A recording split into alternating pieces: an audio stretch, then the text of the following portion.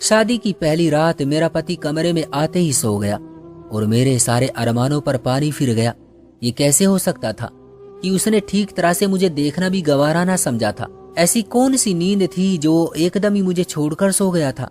मेरे अंदर ही अंदर एक आग जलने लगी थी। मैं कब से एक ही तरह बेड पर बैठी उसका इंतजार कर रही थी और उसने तो मुझे ऐसे नजरअंदाज कर दिया था जैसे कमरे में मैं हो ही ना। भला मुझ जैसी खूबसूरत लड़की को भी इस तरह नजरअंदाज किया जा सकता था, और वो भी शादी की पहली रात। इस बात ने मुझे जलते तवे पर बैठा दिया था। कुछ देर मैंने अपने पति सौरभ का इंतजार किया कि क्या पता कुछ देर की नींद के बाद वो जाग जाए, लेकिन जब वो गहरी नींद सो गया और उसके खर्राटे कमरे में गूंजने लगे तो मैंने उठकर अपनी शादी का जोड़ा बदला और यहाँ से वहां चक्कर काटने लगी। नींद मेरी आंखों से कोसों दूर थी। इस रात के इंतजार में तो मैं पिछले 1 महीने से दिन गिन रही थी, और जब ये रात आई थी तो सब कुछ मिट्टी में मिल गया था। दरअसल मेरी उम्र सिर्फ 17 साल थी, इसलिए मेरे अंदर पनपने वाले जज्बात कुछ ज्यादा ही थे। फिर सौरभ ने मुझसे अपनी मोहब्बत से शादी की थी।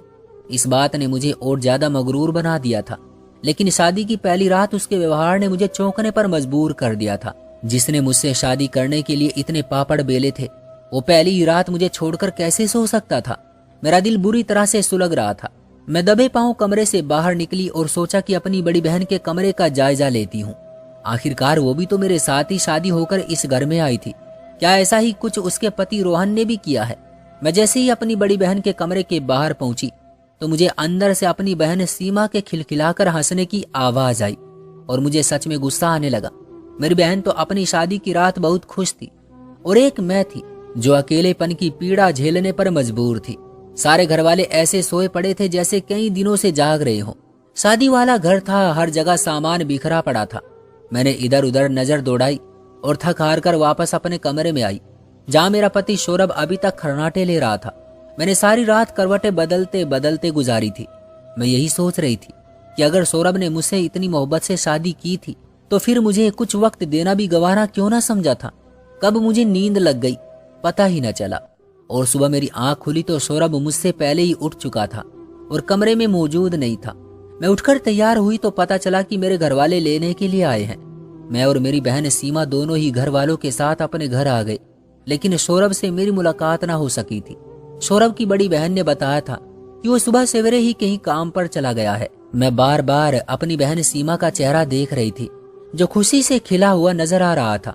ऐसा लगता था जैसे उसे कोई खजाना मिल गया हो। ना ही उसकी हंसी बंद हो रही थी और ना ही उसके चेहरे की चमक में कोई कमी थी। मेरी माँ ने मेरे चेहरे की उदासी को महसूस कर लिया और कहने लगी कि क्या बात है, सीमा तो बहुत खुश नजर आ रही है, लेकिन ऐसा लगता है जैसे रीमा तुम्हें कोई परेशानी हो। मैं चाहकर भी अपनी माँ को ये नहीं बता सकती थी कि शादी की पहली रात ही मेरे पति ने मेरे साथ कैसा व्यवहार किया, इसलिए मुस्कुराकर बात टाल गई और कहा कि थकान की वजह से ऐसा महसूस हो रहा है। रात गई, सौरभ और रोहन भाई हम दोनों बहनों को लेने के लिए आ गए। मैंने सौरभ से मुंह फेर लिया था। सौरभ ने भी इस बात को महसूस कर लिया था। घर आते ही सौरभ मेरे पास आए और रात के लिए माफी मांगने लगे। कुछ देर की नाराजगी के बाद मैं उनके आगे हार मान गई। वो मुझसे यहाँ वहां की बातें करने लगे। मैं उनकी नजदीकियों का इंतजार करने लगी, लेकिन दूसरी रात भी बिना कोई संबंध कायम किए ही सौरभ सो गए थे। इस बात ने मुझे तोड़ दिया था। कुछ देर पहले ही उन्होंने कल रात के लिए माफी मांगी थी और अब वो एक दफा फिर मुझे तनहा छोड़कर सो चुके थे। ऐसा कैसे मुमकिन था कि कोई मर्द अपनी नई नवेली दुल्हन को अपनी भावनाओं से संतुष्ट न कर पाए। कोई ना कोई बात ऐसी जरूर है जिसने सौरभ को मुझसे दूर रखा था, और जब ये बात मेरे सामने आई कि क्यों वो मुझे छोड़कर इस तरह सोने लगे थे तो मेरे होश उड़ गए। शादी की दूसरी सुबह जब सौरभ सोकर उठे तो मेरा उतरा हुआ चेहरा देखकर एक दफा फिर माफी मांगने लगे कि पता नहीं कैसे उन्हें नींद लग गई थी, लेकिन अब ये बात मेरे लिए स्वीकार करने लायक हरगिज न थी। इसलिए ना ही मैंने उनकी माफी स्वीकार की और ना ही उनसे ज्यादा बात की। मैं चलते फिरते अपने ही घर में अपनी बड़ी बहन को जिस तरह देख रही थी, मेरा दिल अंदर से जलने लगा था। मेरी बड़ी बहन अपने पति के साथ बहुत ज्यादा खुश थी और वो दोनों हर वक्त एक दूसरे में गुम रहते थे। घर में हम चारों और एक बीमार सास के अलावा और कोई नहीं था। हमारी शादीशुदा ननंद हमें अपने भाइयों की दुल्हन बनाकर लाई थी और फिर खुद अपने घर चली गई थी। घर में किसी तरह की कोई परेशानी नहीं थी, हर तरफ सुकून ही सुकून था। लेकिन उसके बाद भी मुझे वो खुशी ना मिल सकी थी जिसकी मैं हकदार थी। और जब मैं सीमा की तरफ देखती तो मुझे इस बात का दिल से एहसास होने लगता मेरा दिल चाहता कि मैं चीख चीख कर दुनिया को बताऊं कि शादी के 15 दिन गुजर जाने के बावजूद भी मैं किस तरह अकेलेपन की जिंदगी गुजार रही हूं। मेरे पति ने अब तक मुझे वक्त नहीं दिया था। हर रात ही कोई न कोई मसला पेश आ जाता। कभी वो इतनी गहरी नींद सो जाते तो कभी वो लैपटॉप खोलकर अपने ऑफिस के कामों में बिजी हो जाते और मैं इंतजार करते करते सो जाती। और जब इसी तरह महीना गुजर गया तो एक दिन ना चाहते हुए भी मैंने ये बात अपनी एक शादीशुदा सहेली को बता दी।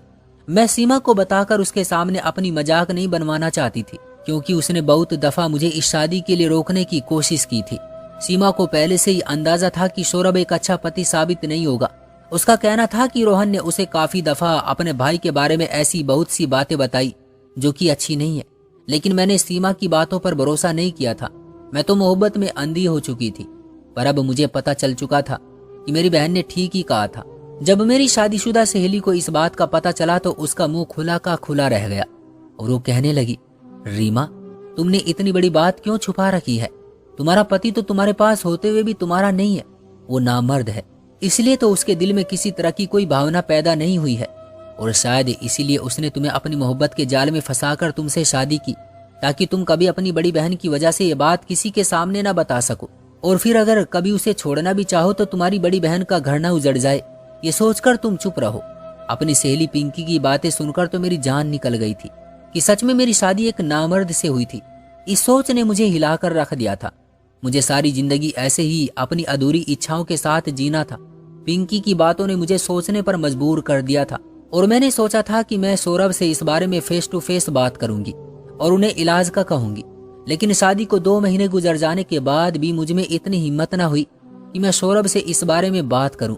ना ही हमारे बीच कोई संबंध कायम हो सका था और ना ही इस बात को लेकर हम दोनों के बीच खुलकर कोई बात हो सकी थी। मैं हमेशा यही सोचकर चुप हो जाती कि इस तरह शायद हमारे रिश्ते का भरम कायम रह सके। शादी के 3रे महीने में जैसे ही मेरी बहन सीमा उम्मीद से हुई तो मेरे दिल में भी ये इच्छा अंगड़ाई लेने लगी कि अब मुझे भी माँ बनना चाहिए।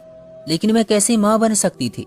मैं अपना बेचैन वजूद लिए कभी अपनी बीमार सास के पास बैठ जाती तो कभी ऐसे ही सारे घर के चक्कर काटने लगती। बहुत दफा मैंने सोचा कि अपने माँ बाप को इस बात से आगाह कर दूं, लेकिन फिर अपने बीमार बाप का सोचकर मैं चुप रह जाती कि इस बात से न सिर्फ उन्हें तकलीफ पहुंचेगी बल्कि वो बहुत ज्यादा चिंतित भी हो जाएंगे। जो जैसा चल रहा था मैंने उसे ऐसा ही छोड़ दिया था। लेकिन सीमा के प्रेग्नेंट होने की खबर ने मेरे दिल में हलचल मचा दी थी और जब से सीमा प्रेग्नेंट हुई थी हर कोई मुझसे भी यही सवाल पूछ रहा था कि मैं कब उम्मीद से होंगी, क्योंकि हम दोनों बहनों की शादी एक साथ ही हुई थी। इसलिए दुनिया वाले समझ रहे थे कि हमारी औलाद भी एक साथ ही पैदा होगी, जबकि ये सब ईश्वर के खेल है। लेकिन एक साथ होने वाली शादियों में शायद यही मसला सबसे ज्यादा होता है कि दुनिया वाले हर चीज में कमियां ढूंढने लगते हैं और यही कमियां निकालना जब औलाद को लेकर हम दोनों बहनों के बीच आया तो हर गुजरता दिन हमारे लिए मुश्किल से मुश्किल होता चला गया। मैंने दबे शब्दों में अपने पति सौरभ से ये बात कही कि मैं भी औलाद की खुशी चाहती हूँ, लेकिन सौरभ ने मेरी तरफ ऐसी नजर डाली जैसे मैंने कोई गलत बात कह दी हो। सौरभ ने मेरी बात का जवाब देना भी गवारा नहीं किया था और वो ऑफिस के लिए निकल गए थे। मैं बीते दिनों को याद करने लगी थी और मेरी आंखों से आंसू बह रहे थे। यही सौरभ थे जो मेरी मोहब्बत को पाने के लिए घंटों मेरे कॉलेज के रास्ते में खड़े रहा करते थे। जब से रोहन और सीमा का रिश्ता हुआ था सौरभ का किसी न किसी काम से अपनी बहन के साथ हमारे घर आना जाना शुरू हो गया था और उन्होंने फिर सबका जीना मुश्किल कर दिया था। उन्हें पहली ही नजर में मुझसे मोहब्बत हो गई थी और वो मुझसे शादी करना चाहते थे, लेकिन मेरे माँ बाप ने कहकर इनकार कर दिया था कि वो एक घर में 2 बेटियों को विदा नहीं करना चाहते। इस तरह रिश्तों में बहुत दरारें पड़ती हैं। लेकिन सौरभ तो मेरे घर वालों के लिए एक इम्तिहान बन गए और कई दफा अपनी बहन को रिश्ता देकर भेजा। और जब पिताजी ने कहा कि अभी तो रीमा कॉलेज में है और उसकी उम्र बहुत कम है, तो सौरभ ने मेरे पिताजी को विश्वास दिलाया कि वो न सिर्फ मेरी पढ़ाई पूरी करवाएंगे बल्कि मुझ पर किसी तरह की कोई जबरदस्ती और रोक टोक भी नहीं करेंगे। ना चाहते हुए भी पिताजी ने मेरा रिश्ता सौरभ के साथ तय कर दिया, क्योंकि सौरभ की मोहब्बत हर गुजरते दिन के साथ बढ़ती जा रही थी। रिश्ता तय होने के बाद तो वो रोजाना ही मेरे कॉलेज के रास्ते में आकर खड़े हो जाते और मेरे लिए कोई न कोई गिफ्ट लेकर आते। सीमा भी मेरे साथ ही कॉलेज जाया करती थी। जब वो सौरभ को इस तरह दीवानापन करते देखती तो कहती कि यकीनन कोई न कोई ऐसी बात जरूर है जो सौरभ ने छुपा रखी है। पहली नजर की मोहब्बत तक तो बात ठीक है, लेकिन जिस तरह की दीवानगी का इजहार सौरभ करता है मुझे कुछ ठीक नहीं लगता। सीमा की बातें सुनकर मैं हंस दिया करती थी, लेकिन मुझे क्या पता था कि मेरी बहन ठीक ही कह रही है। सौरभ की ये दीवानगी तो दरअसल उनके अंदर की कमजोरी छुपाने का जरिया था।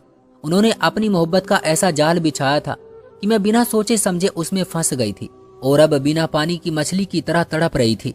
सीमा के चेहरे की खुशी, रोहन का उसके साथ रवैया और जिस तरह वो दोनों एक दूसरे में गुम नजर आते थे, मेरे लिए ये सब सहन करना मुश्किल हो गया था, क्योंकि मेरी जिंदगी में यही सब तो नहीं था। मैंने सोच लिया था कि मैं भी उम्मीद से होऊंगी और एक बच्चे की माँ जरूर बनूंगी।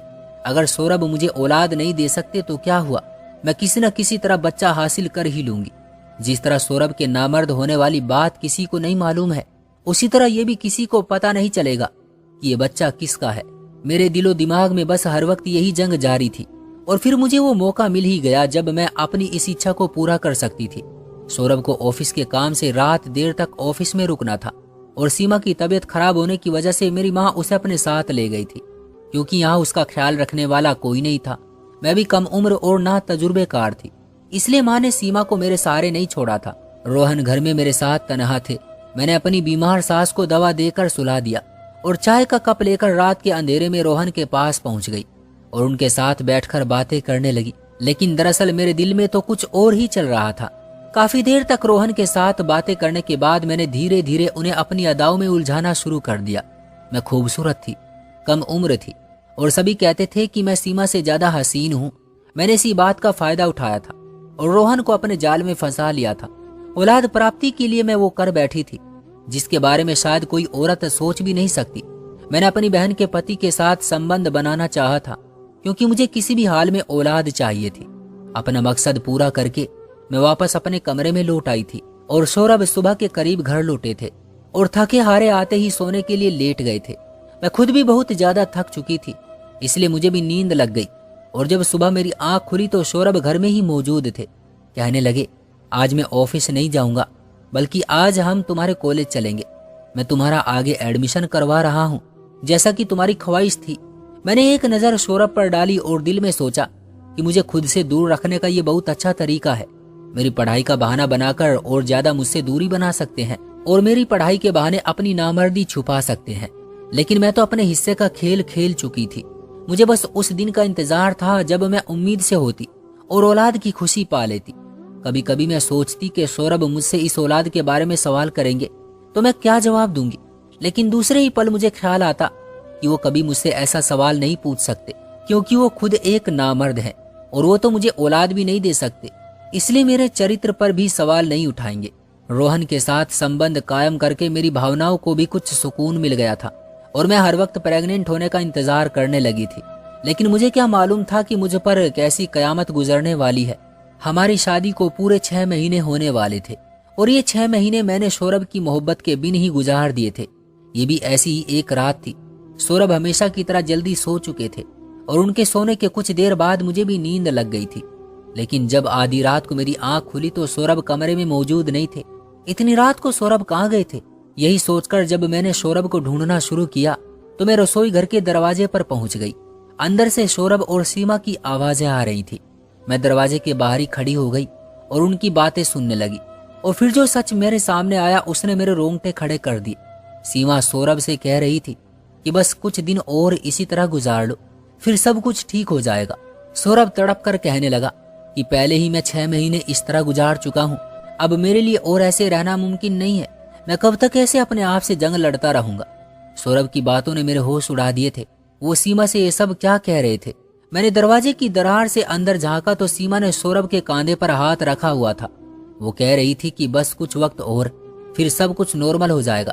तुमने ही जल्दबाजी में शादी कर ली है, अगर थोड़ा वक्त रुक जाते तो ऐसा ना होता। मैंने तुमसे उस वक्त भी कहा था कि रीना से शादी करके गलत फैसला ना करो, बल्कि कुछ वक्त रुक जाओ।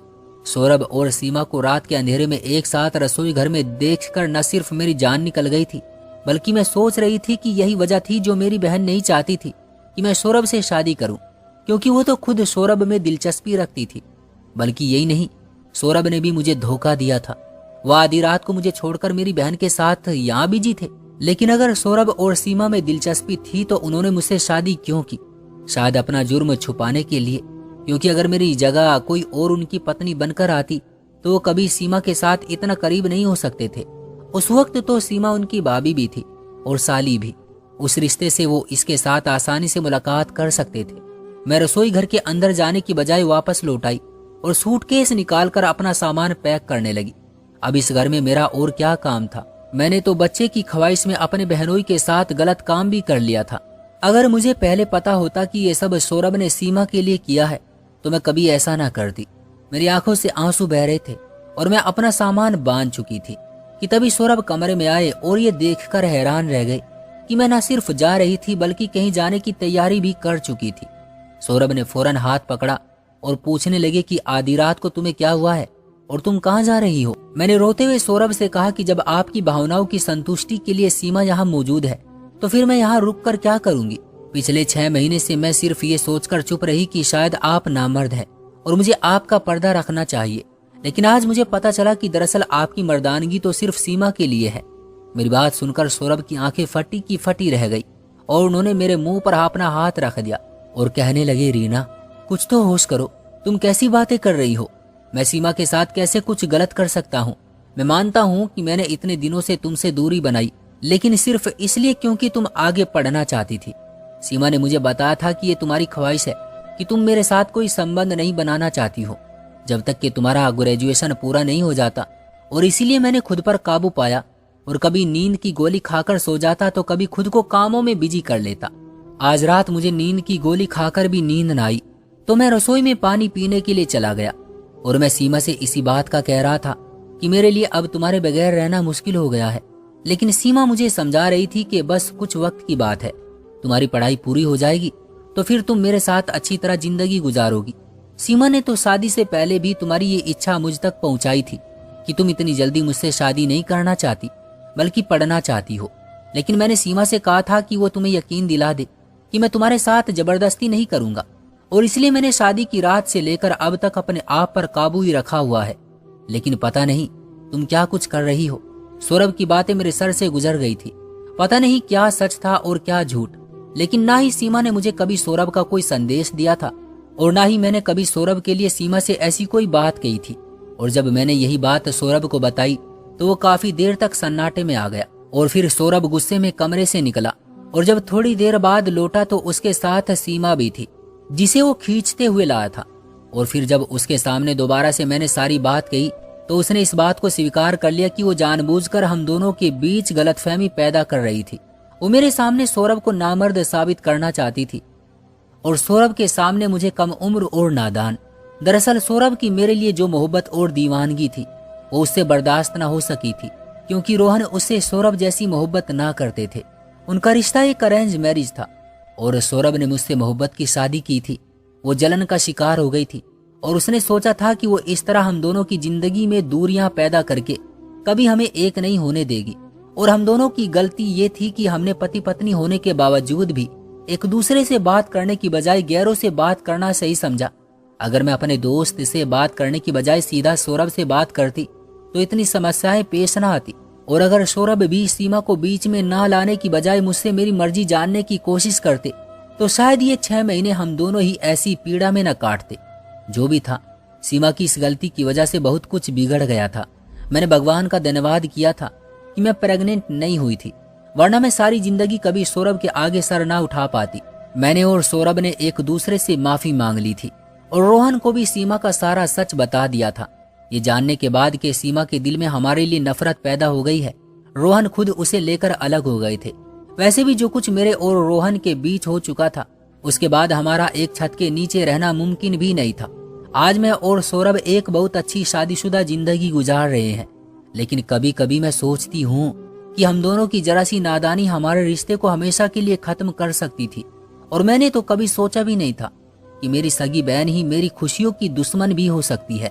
क्या आप लोगों ने भी कभी किसी को नफरत की आग में इस कदर अंधे होते देखा है? कमेंट बॉक्स में हमें जरूर बताइएगा।